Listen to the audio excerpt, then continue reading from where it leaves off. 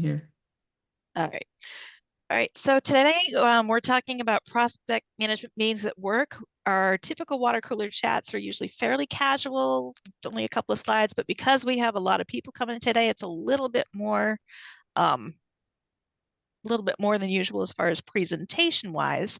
However, while we're going along, make sure you're putting all your comments, questions, concerns, criticisms, compliments, whatever they may be, into the chat so that we can react to them in the moment.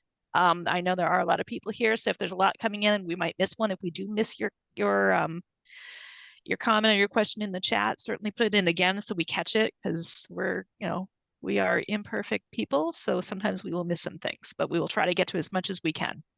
So that being said, we're going to kick it off. If I can just advance the slide, there we go. So little preview of what we're going to be talking about today, and Marianne and I are going to just try and keep our eye on the chat for all your questions. So, why do people hate meetings?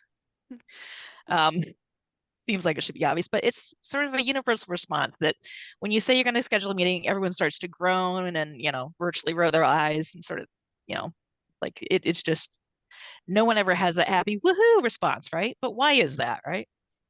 The meetings themselves aren't the issues, but bad meetings are the issues. And we've all, I'm sure, been to our share of bad meetings.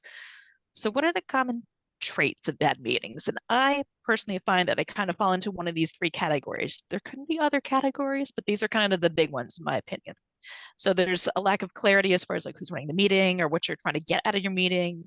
Maybe the meeting's disorganized. There's no agenda. The discussion goes really off the rails, or you just don't know what you like. You leave the meeting and you're like, what was that all about? And then there's those other meetings where you're just kind of going through the motions of having a meeting, but it's on the schedule. You always show up, you do your thing, but you leave there and you kind of feel like it could have been an email. Or my personal favorite of meetings I don't like going to, which is a weird thing to say, is the kind where you just all sit there in a big circle around the table, or in these days, the virtual Zoom, and you just tell people what you've been working on. While it is helpful, it is not a meeting, that is an email as well. But we still all do that, don't we? So, and then of course, there's the world of death by meeting, right? So, you know, this you spend like you feel like you're spending a lot of time in the meeting.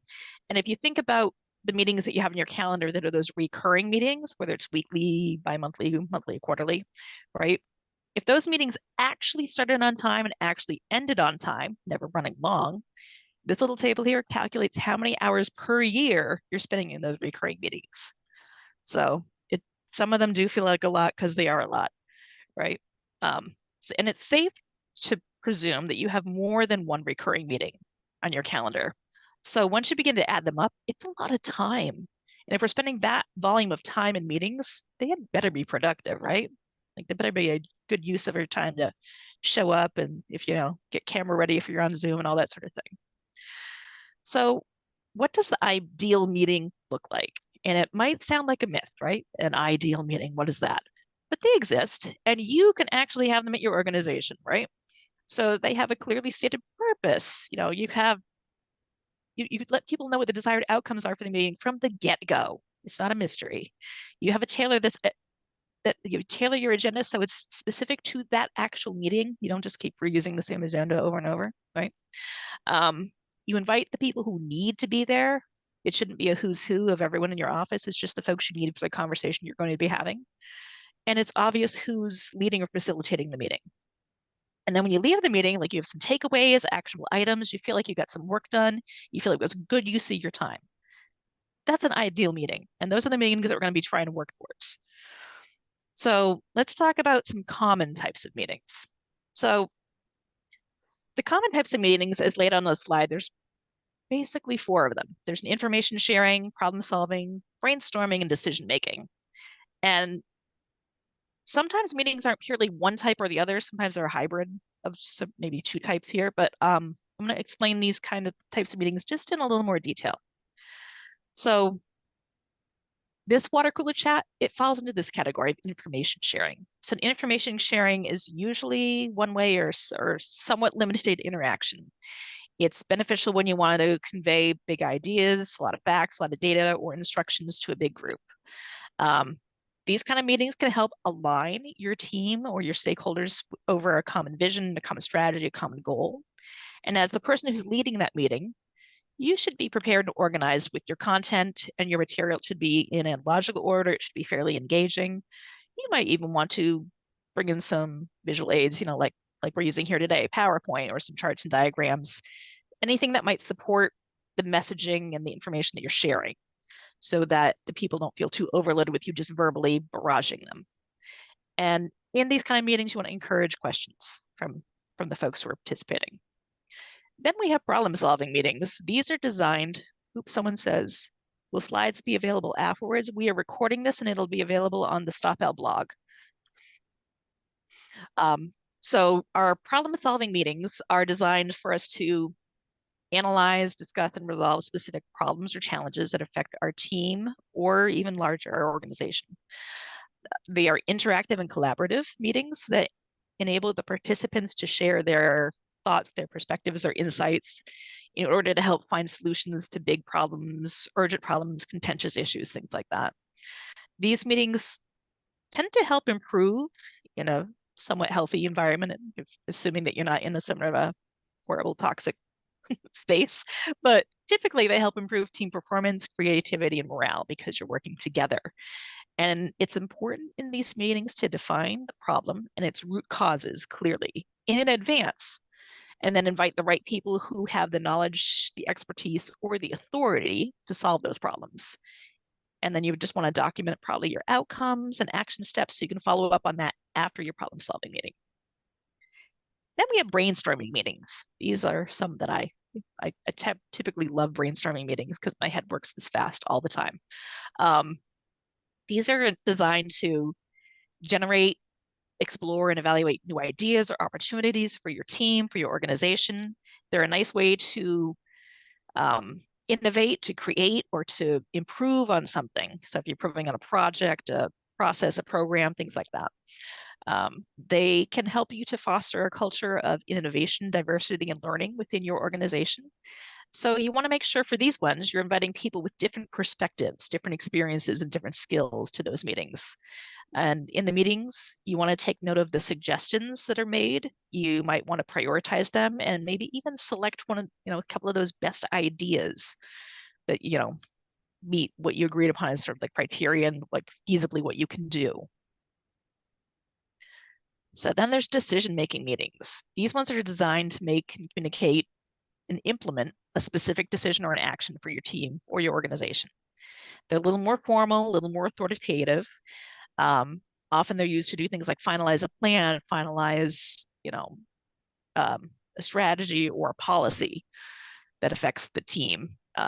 And they help to ensure that everyone's aligned, committed, and accountable among, those folks who are involved. You want to define the decision that needs to be made, its criteria clearly, and communicate that in advance. And then invite the people who have the information, the interest, and the influence to make those decisions. You need to provide sufficient background and context for the decision that's going to be made and its implications. And then you use some clear, transparent method to reach out and record the decisions, such as consensus, majority vote, delegation. And then communicate and execute the decision and its action steps fairly promptly so that things can be effective. So those are the 4 different kinds of meetings. So, and we know that ideal meetings exist. We know what the 4 common types are. So how do we get to the place where we have effective meetings that work well? So a couple other things we want to consider before we get to that point.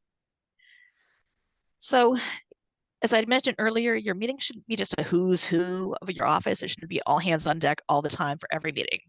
You want to make sure you're inviting just the people that are needed for the discussion that you're planning to have, because time is a resource that your organization is already paying everyone for.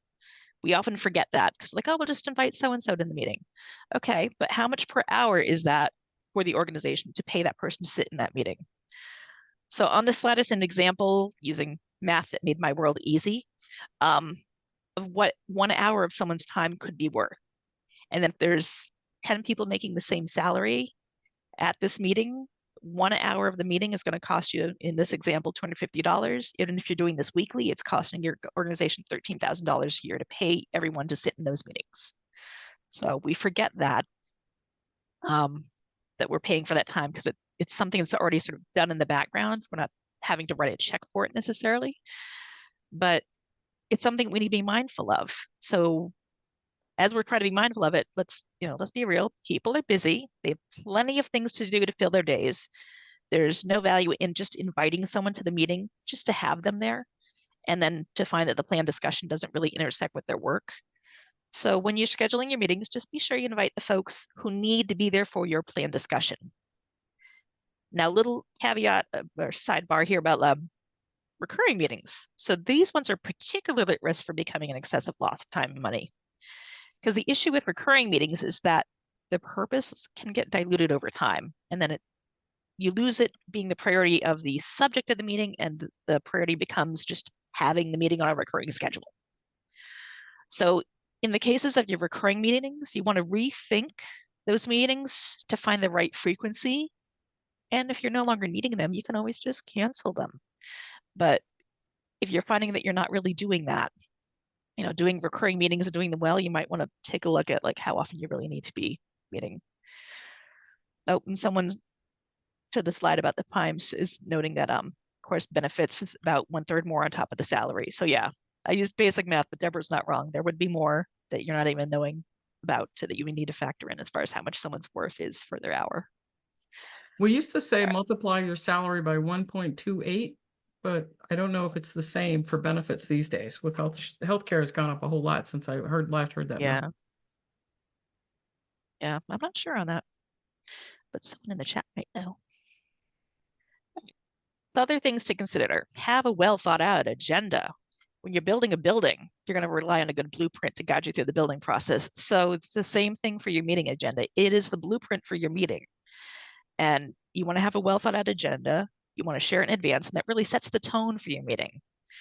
It's going to lay out all the information so the participants know what their role is going to be, and they kind of know what they're getting themselves into. And as you organize the items on your agenda, there's no really one set way to do it. There's a couple of guidelines, but there's no one like this is the perfect agenda way of doing things. You want to have your most important items first, the things you really are critical. You need a decision made. You gotta get those out of the way. Some things are like your short, urgent items. Try to get those done earlier rather than later, or they just get crowded out and then they get kind of bumped to the next and they become unfinished business. And then try to keep everything in a logical order. It's not always easy because sometimes you bounce around a little bit because of the work that we do, but try to keep things in as logical order as you can. And next to each item on the agenda, you can do things like note who's responsible for leading that item discussion. You might even want to put an estimated time length because sometimes we have some folks in our offices who tend to ramble. So for the people who are talkers, maybe just do the whole thing with times on it so as not to A, out them and B, embarrass them, but C, keeps you on track. All right. And then you want to, in advance of your meeting, state the purpose and the outcomes, right? This sets the expectation for the entire meeting in advance. You let people know what the purpose of the meeting is, what the expected outcomes in. It's going to allow everyone to know how their time is going to be spent so they can prepare for the discussion by reviewing information or preparing materials, just having time to think about questions and possible solutions that they want to bring to the table. Don't assume that everyone reads the emails or the attachments or the calendar invite. They don't, okay? I'm personally guilty of this myself. So if I do it, I know other people do it, right? You're probably like, yeah, I don't read everything either. So repeating the purpose and the outcome of your meeting in multiple locations is going to be helpful to make sure that all the meeting attendees are prepared as they can be. So put it in the invite, put it in the email, put it in the agenda, send a raven, whatever you need to do. But just letting folks know that purpose and the outcome of the meeting in multiple places can be helpful. Where was I going? Oh, and then you want to let everyone know what the outcome of the meeting is. It's your destination. It's where you're going. So as Lewis Carroll once wrote, if you don't know where you're going, any road will get you there. So let them know where they're going so that you can navigate through your meeting discussion to get you to the outcome that you're hoping for. So here we go. The purpose of the meeting might not be the same as the title of the meeting. So if you look at example 1, Like the title meeting that you're going to get in your meeting invite says campaign strategy meeting. The purpose, not the title, is that we're going to discuss prospects who've been in cultivation for more than 8 months. These are two totally different things. So you have sort of a broad title, a more specific purpose, and then you let them know where they're going. What's the outcome? Where are we trying to go? Right. So that's what you're hoping for in most meetings, is to like have a meeting title, state your purpose, and then have your outcomes. And then we also need to address what we call our meetings. So this is a huge, huge pet peeve of mine. So I'm going to step on my little soapbox for a moment. Prospect review, portfolio review, pipeline review. These are the names that were given to meetings in a fundraising landscape that was totally devoid of prospect management or high-level prospect development. They are relics and antiques of the fundraising days of old. And using these meeting names tends to be also just a bit inaccurate and misleading. So it's time for us to move firmly into the 21st century, even though we're about a quarter of this way through the century, but still we're going to move into it. And we're going to change our meetings, and we need to do it.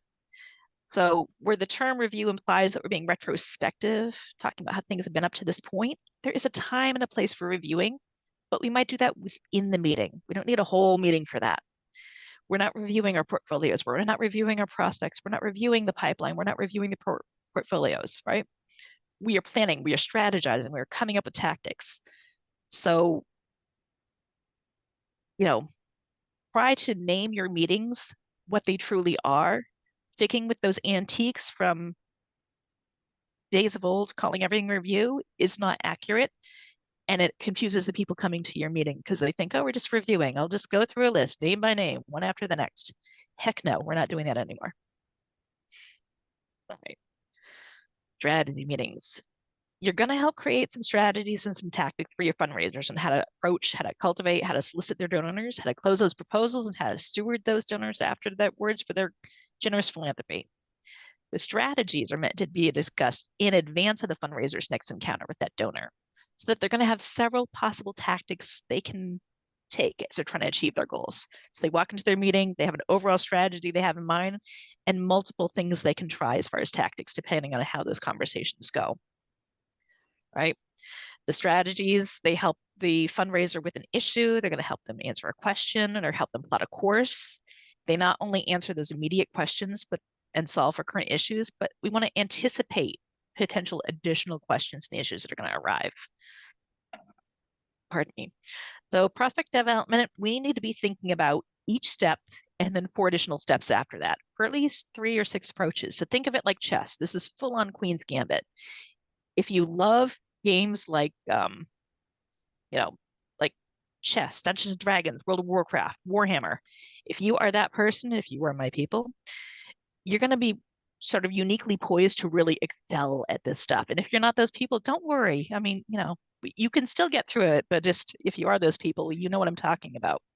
And whereas those strategy games are, and you're going to be really well positioned for this. So with this foundational background we've talked about up to this point, we can finally get to the heart of the matter, right? We're going to talk about our prospect management meetings. So my Giles method, I developed this method over the last 20 to 25 years and came up with 3 meetings that cover the majority of what is needed, specifically with prospect management in mind. It is Sorry, not meant Ruthie? to, oh, sorry. I beg your pardon. Yeah. Before you go on to That's a this question. topic, can you briefly provide examples of these strategies offered to experienced frontline fundraiser from someone that is not a frontline fundraiser? Yes. So let me go back to the strategy slide. We can look Yeah, at the checkered chess. that's from Amy. So Also, while you're going back, Rachel wants to hear about your D&D campaigns. So it sounds like next APRA, we can all go play D&D. we can all play games. It'll be great. Oh, and Greg wants to play Dimension 20 with you. I don't know what that is. I'm not sure what that one is. It sounds familiar, but I don't know it. So the first question was how to prepare strategies when you're not a frontline fundraiser. Okay. So when you're having a strategy meeting, and we're going to talk about those a little bit later as well, it's a brainstorming meeting. So you are sitting in a room, probably with people who are better at the frontline fundraising than we are, because we're often, I'm speaking for everyone in this meeting, so there might be some frontline folks here, but for the majority of us here today, we're probably not the frontline fundraisers. So they're brainstorming meetings where you get everyone together and you say, I'm having a problem getting in front of Warren Buffett. He just won't take my call. And then everyone in the room is there to help. And you say, well, what would you all do? What could I try to get in front of Warren? And then, Marianne might say, well, have you called his good friend Bill Gates? He might be able to chat, get you in. I know you and Bill are good buddies, so maybe Bill will help leverage the relationship to get you in front of Warren. So these are the kind of conversations that happen from a prospect research management, prospect development side of the house. We might see things a little differently. We aren't the frontline fundraisers, but we see the world through a slightly different lens. So we're going to offer things that may not be like, oh, well, I know so-and-so sits on a board. But we might say things like, well, I've done the research and I know that this person has 3 kids in college and then their twins are going to be in college soon and they just bought a second house. So now might not be the time to ask them for something, but it's certainly the time to build the relationship. Those are the things that we bring as strategies and tactics to the conversation. So everyone brings their own different flavor all the time. So hopefully that helps answer the question. But we'll talk a little more about strategy meetings as we're going along. So talking about the Giles method, my method. I named it after myself because I came up with it. So I don't know, it made sense. It's not a one size fits all kind of thing. It's something that you can sort of take and then modify to suit your needs. And we'll talk about this as we go along. But just keep that in mind that what I'm going to be talking about today with this is not one size fits all. It is a starting place for you. So my Giles method is a 3 meeting approach that most any shop can implement to some degree. Again, it is a general template. The expectation is that you're going to start with this and tailor it to suit the specific and unique needs of your organization. This series helps restructure meetings to help the fundraisers meet their annual and campaign-based goals and help them hit their performance metrics as well. And as you're meeting with them, both as individuals, as teams, or as departments, you're working with this for them. So I'll go through the series with you so that you can borrow it, use it as a template, and create your own special meetings based on that. And I've totally lost my thread in the chat, so I'm sorry if I'm missing questions, folks. Nope. All right. So these 3 meetings are going to help your prospect development shop and your prospect management system running smoothly. So this slide here has a summary of the 3 essential meetings I use. Explains how frequently you have the meetings, how long the meetings run per meeting, and who probably should attend them. Your particular shop, that list may vary. And then what is the purpose of the meeting and what type of meeting it is? So we talked about type of meetings a little earlier. And there's one that's the portfolio strategy meeting is the hybrid. It's a little problem solving, a little brainstorming. Prospect strategy meetings are my favorite. And data optimization ones are the ones where you're going to build a lot of trust with your gift officer. So they're going to love those. So let's get into it. So the time investment, because we talked about time earlier, we want to use people's time wisely. So forecasting out the time investment allows other key stakeholders in those leadership positions to understand what this all entails. Because if you're going to suggest that you change up your meetings, they're going to want to know how long it's going to take, right? How much time it's going to take out of people's day. And you want to make decisions about your meeting length and frequency that allow you to, avoid that sort of death by meeting situation we talked about a bit earlier. How frequently you decide to meet depends on the size of your staff, whether or not you're in campaign, that sort of thing. But given the basic 3 meeting approach, doing a little math for you, you can see that the number of hours per year aren't that overwhelming, right? And 20 hours a year is like an hour and 3/4 a month. So, and that's on the low end. And these meetings may very well replace some of your current meetings. So the amount of time that you're adding when you're trying to like sell some of this to higher ups, make it clear to them that you're also going to be taking away some of those other meetings that are just kind of not great. So we have a question from Mark Eggy, my buddy. Oh, okay. For a frontline fundraiser to even say out loud, I'm having a problem or I need help, leaves him or her vulnerable. Do you have a different way to say that? I often say, where are they having challenges or where are they running into an obstacle? Because then it sounds like it's not them that's the problem. And I think when they say something like I need help, they feel like they're the one who's having the problem. Then, I mean, in reality, they can't. They've exhausted all the possibilities that they can come up with on how to navigate that challenge or that obstacle. But when they say to a group, I'm having a challenge with someone, it makes it sound more like it's the other person who's the issue. And really, it's like, I don't really care about the blame placing on who's the issue in that. It's just, we need to have them make it comfortable to bring it to the table. So I always talk about it in terms of who's having a challenge, who's having an obstacle, where you stuck with somebody. And So that we have, tends to get them to move fairly quickly as far as, good, sorry. sorry to interrupt. Amy wrote in, I've learned to recruit other experienced fundraisers to offer a message of success and challenge to kick off and share their experience. But Libby would like to know, what size shop did you base your Giles method off of? When I first started using the Giles method, I was in a shop that was maybe 20 fundraisers, like total, not frontline fundraisers, but like everyone within the advancement world was about 20. And then I used it again in a shop that was maybe 40 to 45, and then another shop that was a little bigger, like 60. And right now I'm in a shop that's bigger than that still, and we're starting to implement it. I've only been there about a year and a half. So a year and 3/4. But Okay. We yeah, also have so Margaret, you, who's like, go ahead. I'm sorry. oh, no, no, go ahead, Rita. I'm overexcited. Okay. We also have Margaret piping in saying, I'm in the minority. I love having meetings because it's the only time I get to interact with other adults. I hear Margaret. I'm out here on the farm. Sometimes I go feral. But Amy agrees. Okay, So that's very why we cool. have water cooler chats, by the way. They were initiated because in COVID, we all just sort of went home and were told to just stay there. So we started these. Yeah. Yep. All right. So let me go on to the next slide.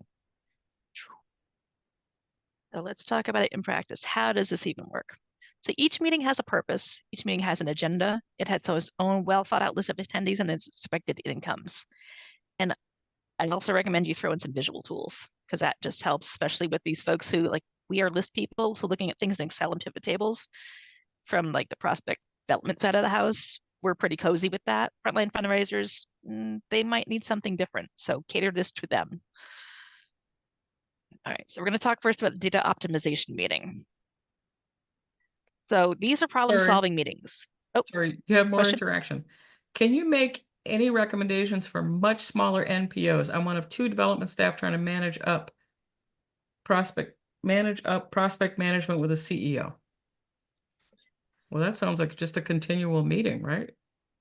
Yeah, you have to really scale these down. I'll talk at the end about hybrid meetings. You're going to scale this down into maybe one hybrid meeting rather than 3 separate meetings. Yeah. Um, and your frequency might be different because if your shop is that small, you may not need to have these as often because you're probably all talking all the time, working, tripping over each other. And you also just have so many other things to do. So you're going to scale it down small and you'll do it probably a little less frequency. Sometimes in a very small shop, when I ran a very small shop, my assistant just had a list of things that I had to answer while I was taking off my coat. You know what I mean? And so you have to wonder like how much of that can play a role. Yep. In terms of the shops are small, it just becomes more conversational and not so much a meeting. I mean, it wasn't in it was when I worked in the for-profit world. There was me and the guy who ran the business, and we were the whole team. We never had meetings. We just talked to each other throughout the day. So depending on the size of your shop, that might be how some of these things end up being as they become a little more conversational, but you still might want to have something written down to help you keep on track. So the smaller your shop, you still need some guides to help keep you on track. So getting back to data optimization meetings, these are your problem solving meetings. No matter how well run your shop is, there's going to be details that slide through the cracks. And in these meetings, you're going to try and capture some of those details that didn't yet make it into your database to help keep your reporting and tracking more accurate. So I always come to these meetings armed with things like lists and pivot tables and Excel. And this meeting is just me and the fundraiser. And we talk through all the sort of the voids and stuff within there that we're seeing, or the things that sort of look misaligned within their portfolio. And we fix them. The one thing in these meetings you have to be aware of is story time, because your frontline fundraisers, they're relationship people. They want to talk. And that's great. And I love the passion. I really do. But in this meeting, it's not helpful. So you have to kind of stop them and say, that's great, but let's get back to the point of the meeting. So, and in these ones, if you're in a small enough shop and you have access, like you may be updating the database as you're talking with them. They walk out of this meeting with nothing to do. You've done all the work, or you hand it off to the person who updates the database. So, there's a little prep work required as you look for information that you're going to help them update and make sure you're looking at everything within their portfolio. And then after these meetings, the nice thing is they can explain things. That second point there, the outliers can be explained. They can explain things to their higher ups. So when their supervisor says, how come this person's been sitting in cultivation for 842 days? They have an answer. They're not caught on their back foot. Like, you've talked through these things with them, so they know. And there might even be some information in the database about that because you put it in there. So this helps them really understand their portfolio. It helps them be able to explain it to their supervisor, without any hesitation. And it also just makes sure that all of the reporting is accurate. And you continue to keep them moving so they can hit those metrics that they're being measured on. So here's a sample of how often I might bring information to one of these meetings. It's based off a pivot table, and then I just made it fancier. And it's all fake data, so we don't have to worry about any of that. But in this one, it segments out the portfolio two different ways. Like, I'm looking at in the top is sort of that greener section about donor cycle and scores. We're looking at them. And then on the bottom, we're looking at the scores based on gift capacity to see who lines up where. By removing the names from this, it helps eliminate distractions. And I can simply say to them, like, oh, it looks like you have some really well-engaged donors who are in that $50 million capacity area. So let's talk about that. Or maybe let's talk about the two people who are in the $10 million range who are irregular, not well-engaged donors. Do we want to try and do anything with them, or do we want to sort of lesson release? So sorry, we have Shika's saying, I'm not seeing anything that Ruthie is referencing. Shika, can you see her presentation on the screen? Oh, okay, she's got it.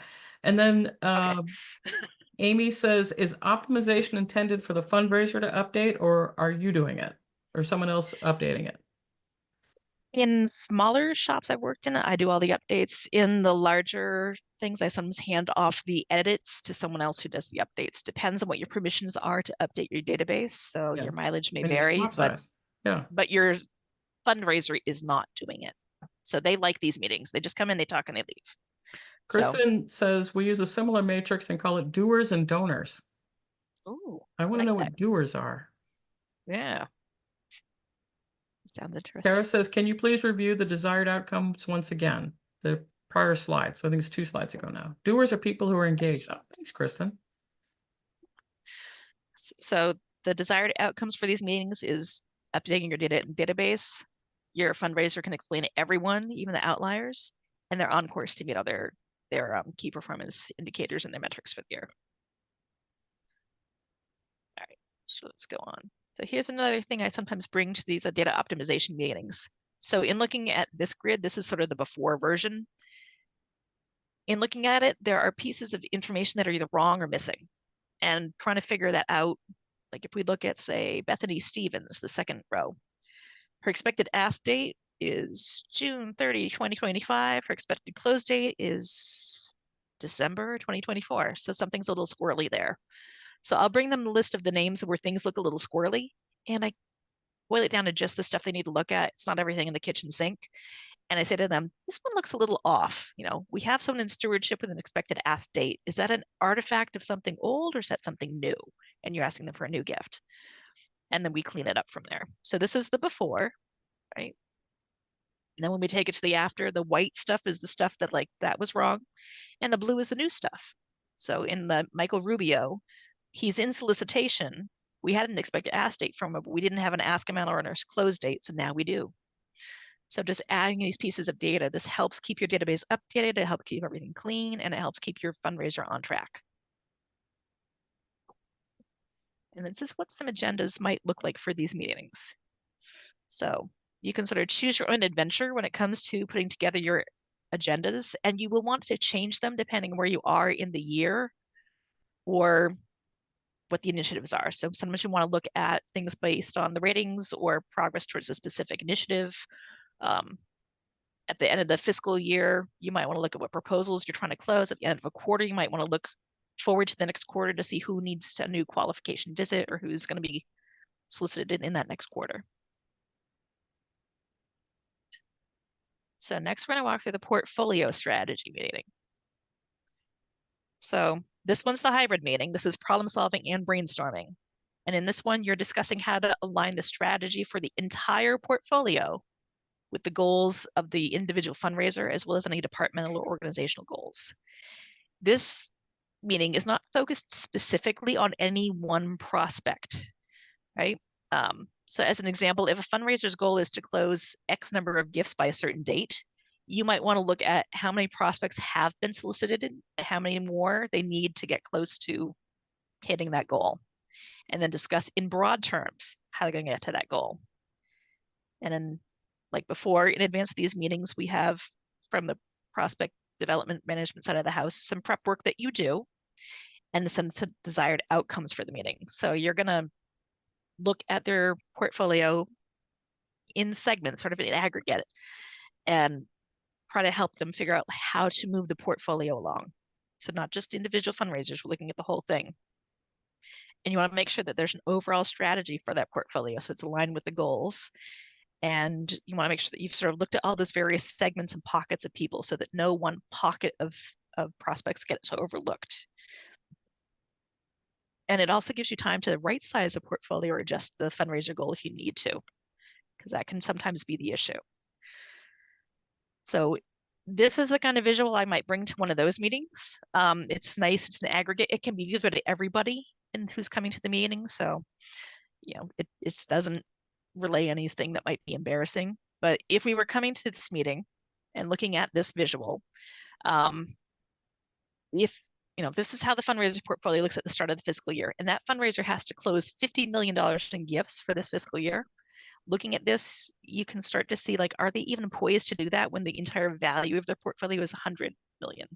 Can they raise 50 million this fiscal year, right? And then how do we adjust the portfolio? Can we add higher value prospects? Can we accelerate some of the identification or qualification people? Do we move some stewardship people back to cultivation? Or do we have to have that bigger discussion with leadership about adjusting the goal for this fundraiser because their portfolio doesn't support a $50 million goal, perhaps? Right? So this is the kind of thing I would bring to those meetings to look at those pockets of people. And I would, pull them out and say, like, oh, you have 2 people in identification who have a rating of 50,000, and you have 1 worth 5 million. So maybe that's the person identification you start with. So we have another question. I don't think this has been answered yet. So asking again, on average, how much time do you spend in preparing for the various types of meetings? For the data optimization meeting, maybe an hour or 2 tops. For the portfolio strategy meeting, maybe about the same. For the prospect strategy meeting, a little bit more sometimes. So it's a couple hours here and a couple hours there per meeting. So it can be a lot of time. Mhm. The more you do it, the less time you spend, because sometimes you just know what you're getting into, so you don't have to. But the first time around, you're going to spend a lot of time preparing for the meetings.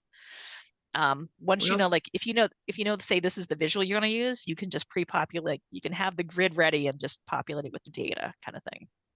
So sometimes especially building the using Power tools you want to Automate. use. Power Automate. There you go. Yeah. So Yeah, Amy's right. asking, can the template be offered to us here? I would hesitate because you offer that as part of your class, right? Yeah. Yeah. And this isn't really a template. It's just something I put together in Excel. Oh, So yeah. yeah, like Yeah. it's all fake. It's all fake And- data. right. And the stage codes will be different shop to shop. So this is Yeah. just an example of what can be built. And then how do You you can, negotiate the politics around the role of prospect development and making strategy recommendations as opposed to the gift officer's manager? Does that manager ever attend these meetings? This is what I go off about all the time. yes, the manager can attend these meetings. Often they will insist if you try not to let them. So I always let them. I'm not, I don't try to fight that particular battle. And I position prospect management as a partner. So we aren't an adversary to, especially to the person who supervises the gift officers. We are their strategic and tactical partner. So they're the general, we're the strategy guy, and now we're going into battle. All of my references have to do with war. I'm sorry, but they do. Business language comes from war. That too. But so we position ourselves to be their thought partner rather than someone who's telling their staff what to do. If that supervisor person is a little more adversarial, because sometimes they can be, you might have to just pull them aside one-on-one and have a talk with them saying, look, I'm not trying to steal your job. I'm not trying to tell you what to do. I'm just trying to help you. I'm trying to make things easier so you can focus on other things. Let me We are the focus on this advisors. Yep. and do this stuff so you can do other things that are a little bit more technical and a little more forward facing. And sometimes they'll go for that. So And Jeff then wants, sometimes they're just grumpy and they won't let you do it. sorry. It's okay. So Jeff wants to know, have you ever calculated or observed what the actual rate or value is compared to the capacity value? I teach that in my data science courses, right? 10% actually make a gift sort of a thing. So yeah, we do. And actually the paper that we wrote for the Texas Advancement Analytics Symposium covers that topic. Yep. And then Greg piped in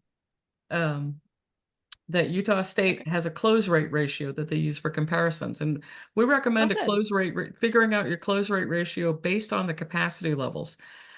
One of the things that I find when I do analytics is that gift officers are much more likely to ask for a $100,000 gift from a $100,000 prospect than $1 million prospect. And it's kind of weird that the pyramid goes wonky, but once you get up to 5 million, everybody's invested in that prospect. So it's something to pay attention to.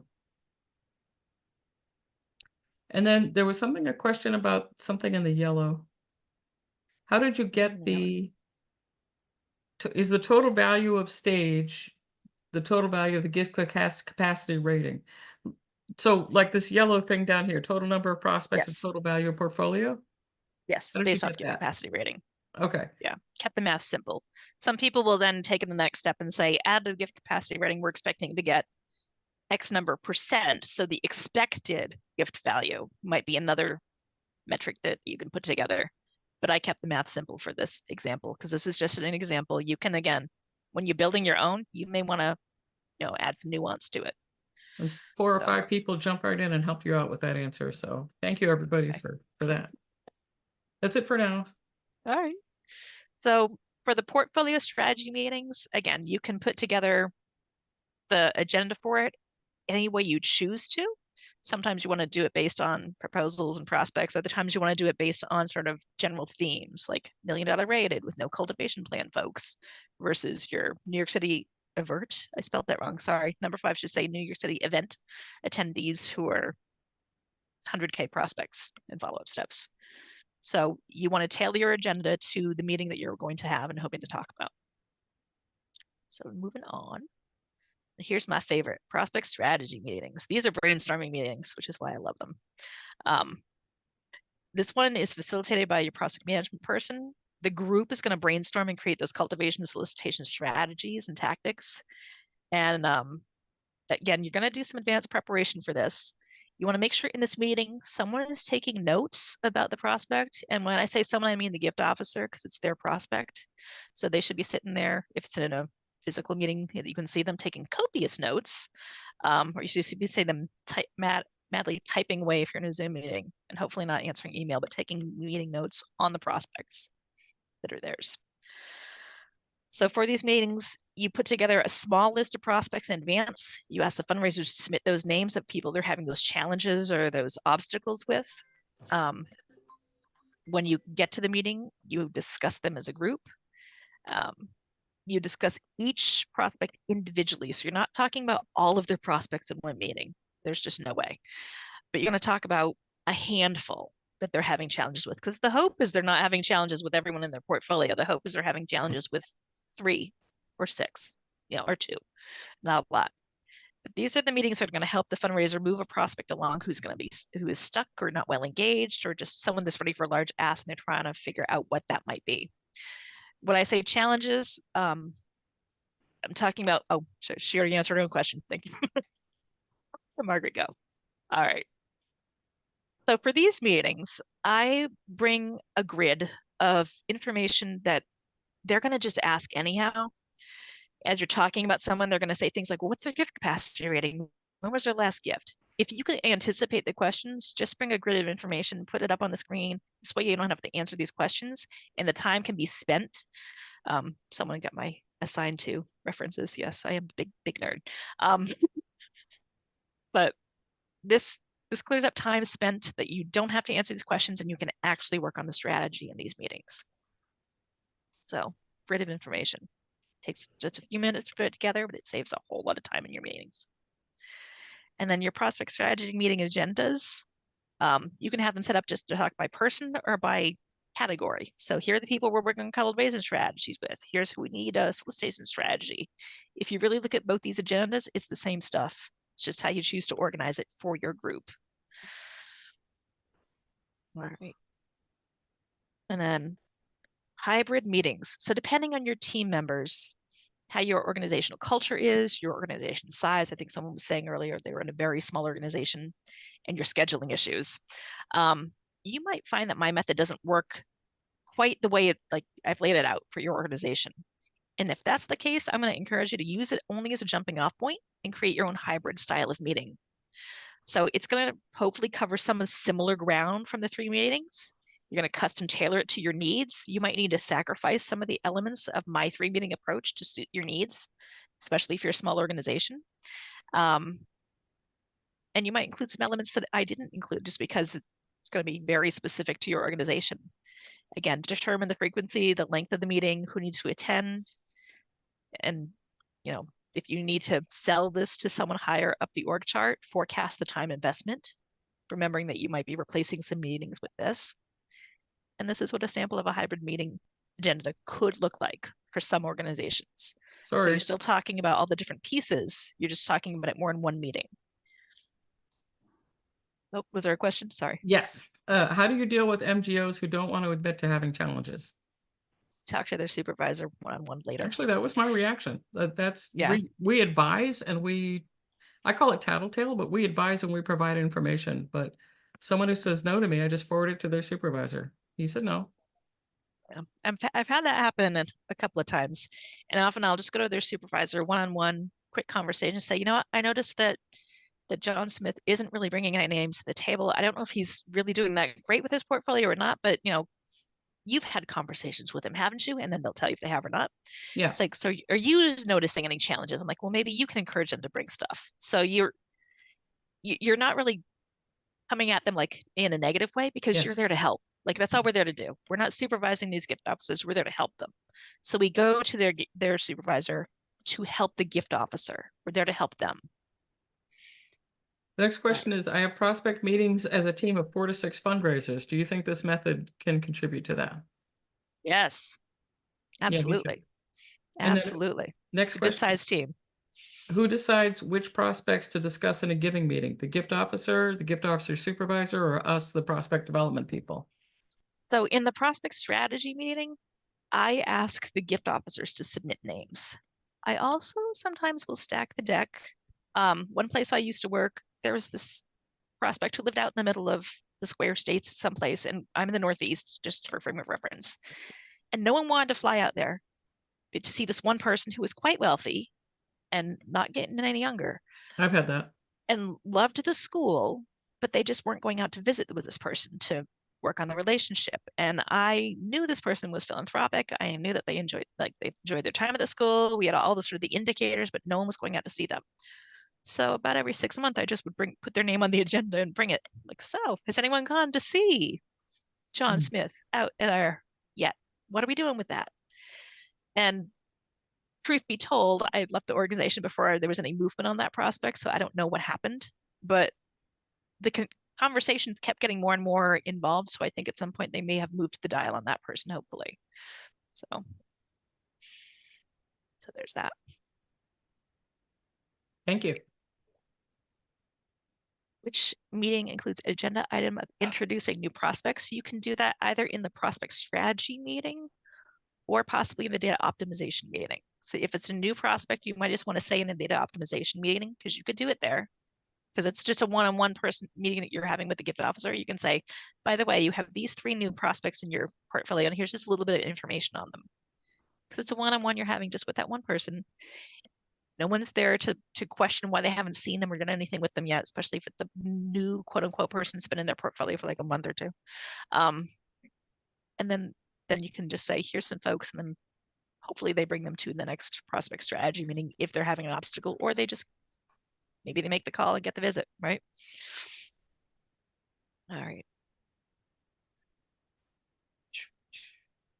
So some other topics that you might want to bring to your hybrid meeting, like there are other things that you're going to require me to talk about. So these might be some things that you do need to bring to meetings. And you can add those into either their own separate meeting, a hybrid meeting, or you can blend them into the other meetings, the 3 methods. But this water cooler chat, this gives you the framework that you need to accomplish this work. So the meetings we talked about by Giles Method, it's a template for creating other types of meetings, to tailoring these meetings to suit your needs specifically. And with all of this information to hand, you're going to be well on your way to having those highly effective meetings at your organization. It will take a little time. This won't happen tomorrow, but you will get there. And, if you have questions, of course, you can just contact me. All right. We have 1 minute left. All right. So shameless plug for upcoming events. We have a conference coming up in October. And then we also have our next water cooler chat coming up November 12th. But in the meantime, I'm checking the chat, see if there's any questions. Oh, I see one. Hang on, it's scrolling away from me. Sorry, I put up the link for your special offer on there already. Okay, cool. Ruthie is offering a special offer to anybody in this session today. You have to have attended. And it's her usual coaching hour. You'll get 1.5 hours of Ruthie's coaching time for the 1 hour price. Sorry. I see Diane Friedland's in the house. Yay. Hi, Diane. And also, I'm putting up the link to our FIT conference, because of course we want you to come do the whole thing with Ruthie, the whole 2 days. And if anyone has any questions we didn't get to, now's your time to chuck them back in the chat and I will get to them. Yeah, Hang we'll out here hang for a out little a bit. little bit. Yeah. Mary and I can hang out. I know some of you all have to go. You have a hard stop, but we're happy to hang out and answer some questions that we didn't get to, because there were flying in the chat. You guys were great. Stop screen sharing so we can actually see folks again. There y'all are. Look at you. Sorry, I'm a little post-COVID. I'm still post-COVID, so I dried out on you.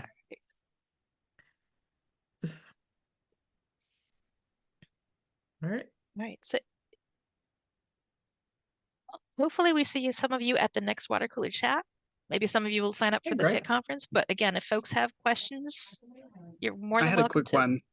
Go ahead. So sorry to cut you off. I just had a quick question about hybrid meetings.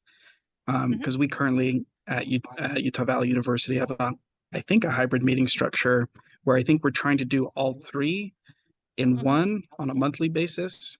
And we've had some problems with that. And so I'm wondering, does it make sense, or does it kind of match some of these recommendations to do some of those sections a little less frequently, even if it's monthly? Like data optimization maybe happens once every 2 months, even if it's like a recurring meeting, like that kind of thing. Yeah, I mean, you can do the data optimization, plus that's just you and one other person rather than a group in a meeting. So that might be easier to schedule just you and one person. Separate them out. Yeah.